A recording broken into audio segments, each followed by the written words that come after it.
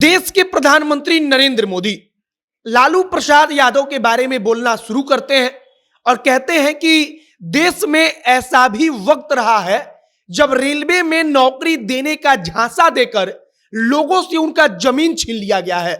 और उस वक्त पर राजनीति को देखकर यह तय किया जाता था कि आखिरकार मेरा फायदा किस व्यक्ति से है, और रेल मंत्रालय उसी व्यक्ति को, उसी आदमी को दे दिया जाता था।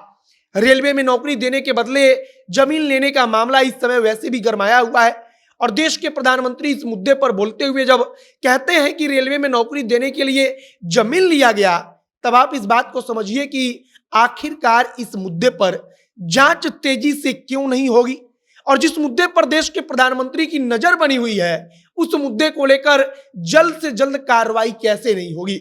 नरेंद्र मोदी इसके बाद कहते हैं कि ऐसे ट्रेनों का भी ऐलान किया गया जो सिर्फ राजनीतिक फायदे के लिए थी। यह ट्रेन सिर्फ और सिर्फ ऐलान करके ही वहां पर खत्म कर दिया गया और असलियत में देश में कभी भी उस नाम का कोई ट्रेन चला ही नहीं। अब उधर नरेंद्र मोदी जैसे ही इस बात को बोलते हैं, वैसे ही सोशल मीडिया पर लालू प्रसाद यादव जब रेल मंत्री थे और लालू प्रसाद यादव के रेल मंत्री रहते जो घोटाला हुआ, जिसका आरोप लगा, वह चर्चा का विषय बन गया। देश के प्रधानमंत्री ने लालू यादव के इस मुद्दे पर और क्या कुछ कहा और प्रधानमंत्री का इस मुद्दे पर बोलना क्या दर्शाता है, आगे इसी के बारे में बातचीत करेंगे। बाकी नमस्कार, मेरा नाम है मोहित कुमार सिंह और आप देख रहे हैं हमारा विशेष कार्यक्रम एक्सप्लेनर।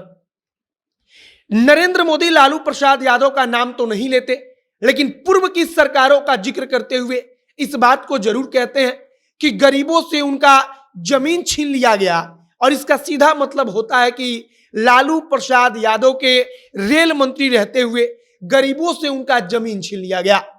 और ट्रेन का नाम भी ऐसा रखा गया जिसके कारण किसी को राजनीतिक तौर पर फायदा मिल सके।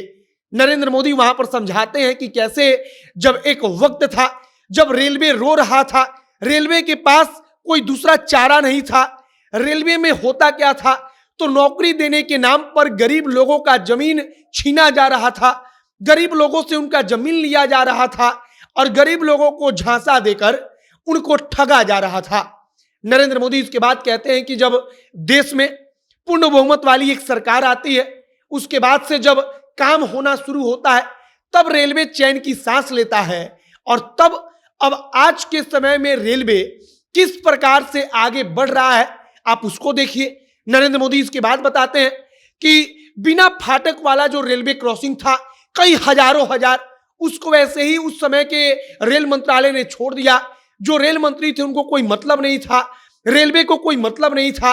लेकिन आज के समय में जब नई सरकार बनी तो सारी चीजों को ठीक किया गया, सारी चीजों को सुधारा गया।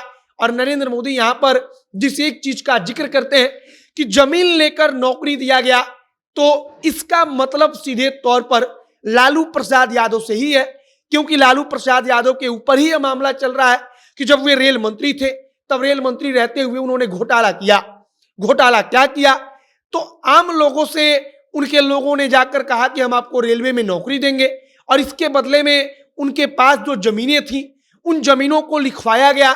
धीरे धीरे करके वो जमीन लालू प्रसाद यादव के परिवार के पास पहुंच गई और रेल मंत्री रहते हुए लालू प्रसाद यादव ने लोगों को नौकरी का झांसा देकर उनका जमीन अपने नाम पर, अपने परिवार के नाम पर करवा लिया।